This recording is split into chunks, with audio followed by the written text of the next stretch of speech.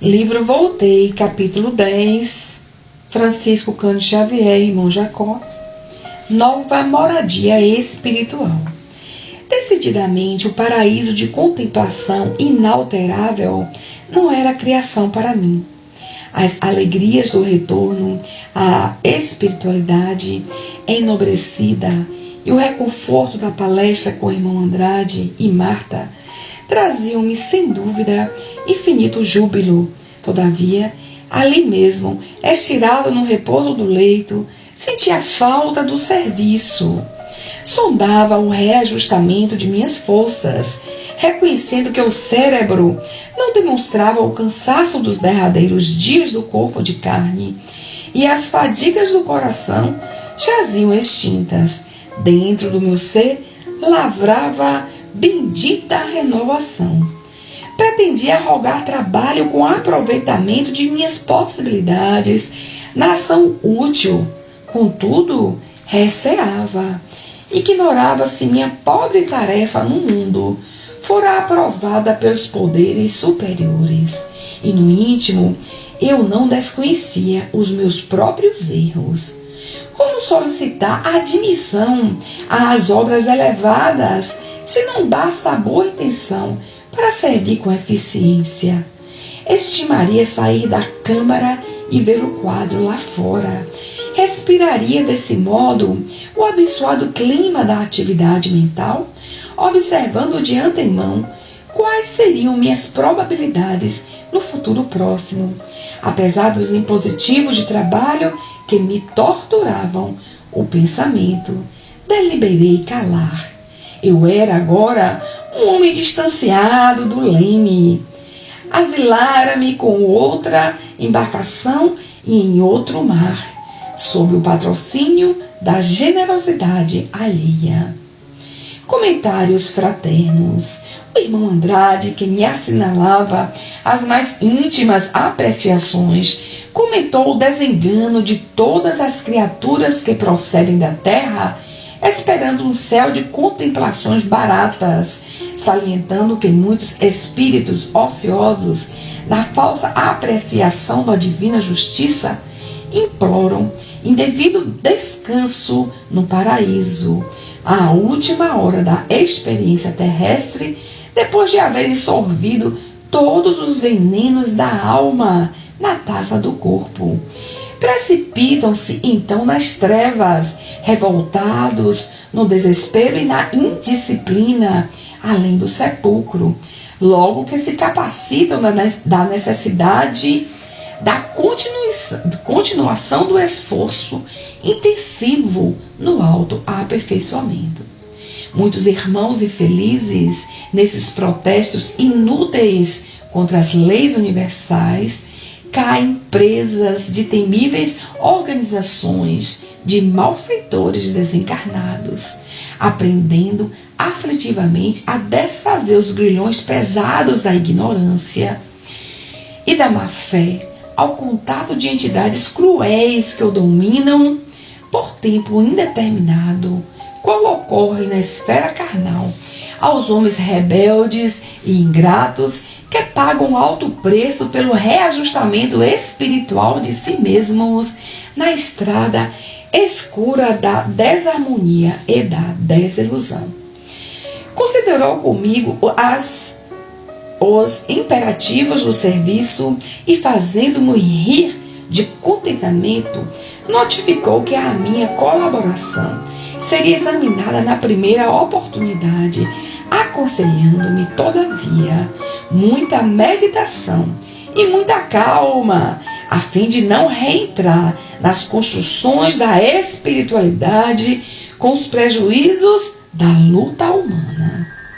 Porque lhe perguntasse pelo julgamento de meus atos, respondeu que a morte não nos conduz a tribunais vulgares, e sim à própria consciência, e que dentro de mim mesmo encontraria, de acordo com os conhecimentos evangélicos auridos no mundo, os pontos vulneráveis do meu espírito, de maneira a corrigi-los.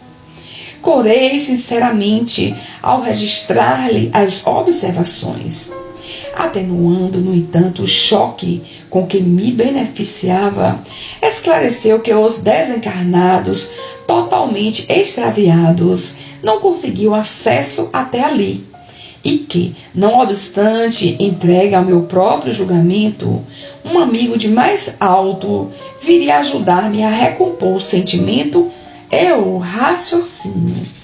Intrigado por não ouvir o nome do benfeitor anunciado e não desejando ser indiscreto, perguntei ao irmão Andrade se ele mesmo não poderia auxiliar-me em semelhante juízo, ao que replicou sorrindo: como assim, Jacó?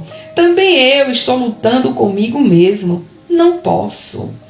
Ante essa revelação de humildade, calei-me resignado. Na intimidade do lar. Daí a minutos, ausente Marta do quarto, ajudou-me o abençoado amigo a preparar-me e reerguer-me. Antes de sair, pedi-lhe me auxiliasse numa oração breve, na qual roguei ao Todo-Poderoso me amparasse dentro da nova vida e me abençoasse os propósitos de progredir na prática do bem e no conhecimento da verdade. O prestimoso companheiro abraçou-me, aprovando-me a súplica. Passados alguns instantes, achávamos-nos junto da filha, numa confortável sala de estar. Com emoção, vi um retrato de família adornado de flores. Umedeceram-se-me os olhos ao identificá-lo. Como não recordar semelhante peça afetiva? Não registro a ocorrência pela sua feição pessoal.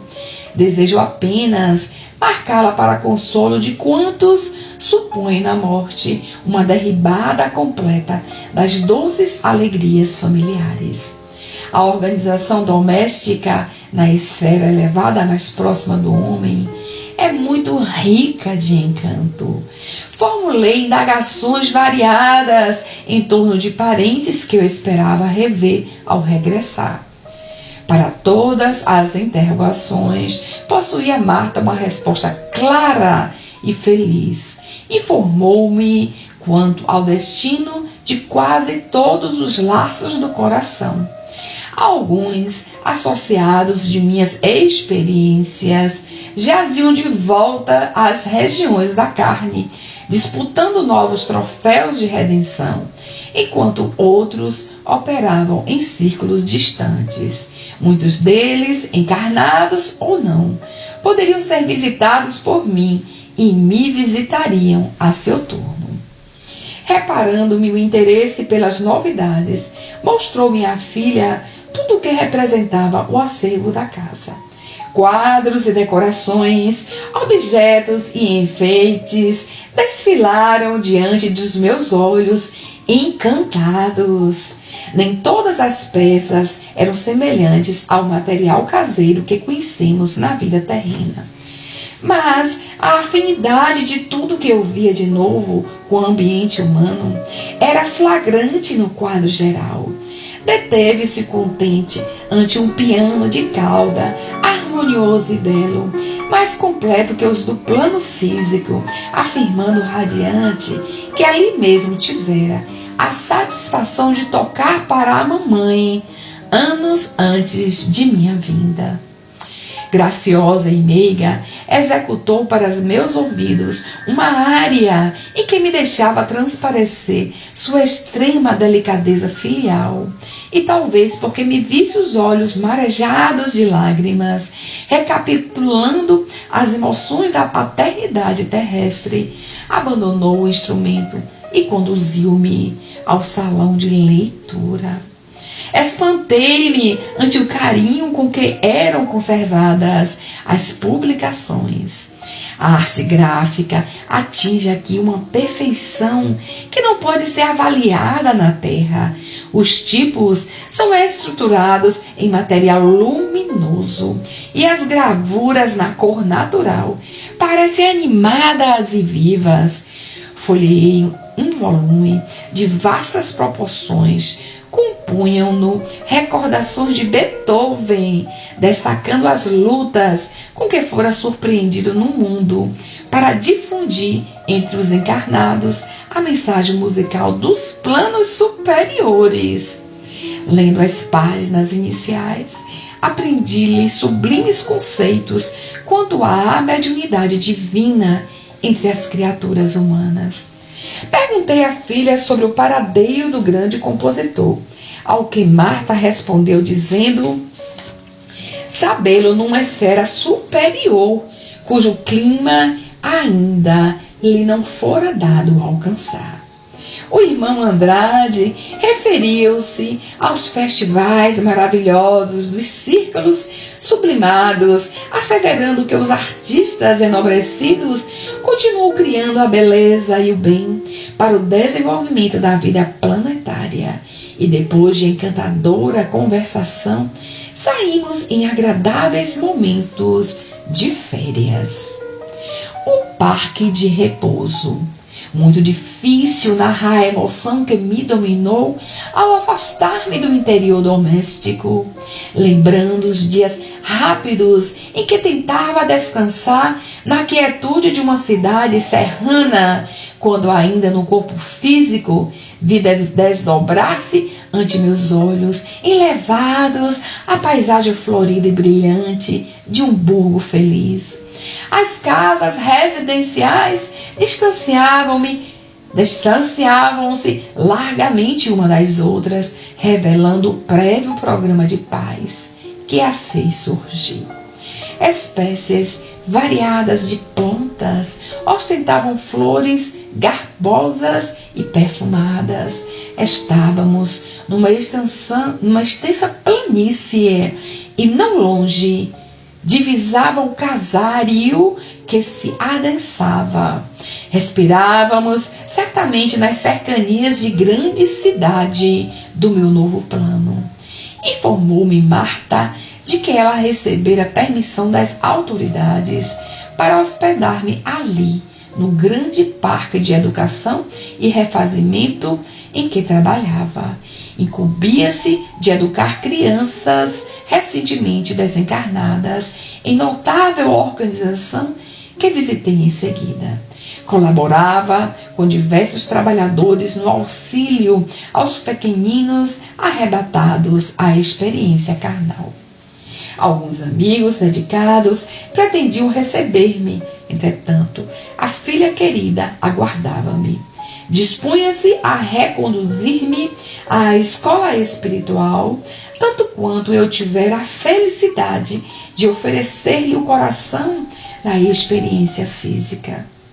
Satisfazendo-me a indagação, esclareceu que os edifícios do parque não representavam propriedade particular. Era um patrimônio comum, orientado pela administração central da coletividade. Demonstrando a estranheza que me assaltava, asseverou Marta que na Terra os fundamentos da propriedade são idênticos, variando somente os aspectos da retenção provisória das utilidades planetárias por parte do homem, usufrutuário dos bens da vida, porque, apesar das leis respeitáveis que regem o assunto entre as criaturas, toda individualidade encarnada é compelida um dia pela morte a deixar as vantagens da esfera física. Reencontrando a mim mesmo, atravessáramos extensas e formosas avenidas marginadas por vegetação caprichosa e linda, quando tive o contentamento de ver alguns pássaros marcados por peregrina beleza. Cantavam estáticos, qual se fossem minúsculos seres conscientes, glorificando a divindade. A plumagem luminosa impunha-me assombro.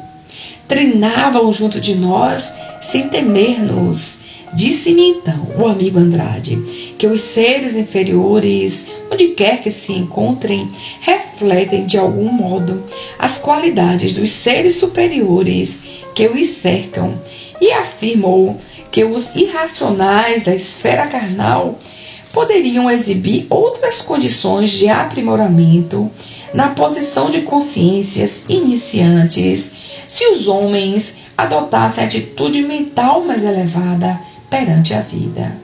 A harmonia do ambiente lembrava uma pastoral divina. Perguntei a Marta de súbito, com a aspereza que me é própria, se me seria possível avistar as autoridades administrativas ali sediadas, mas a filha amorosa e convincente me pediu aguardasse mais tempo. Reparei o halo de luz que a envolvia e os traços brilhantes que cercavam Andrade, fixando-me em seguida num demorado autoexame. Meu corpo espiritual jazia tão obscuro quanto o veículo denso de carne. Compreendi o conselho e por pouco não me despenhei no desânimo lamentável. Não trazia ainda comigo suficiente bagagem de luz para buscar confiante a aproximação dos espíritos superiores.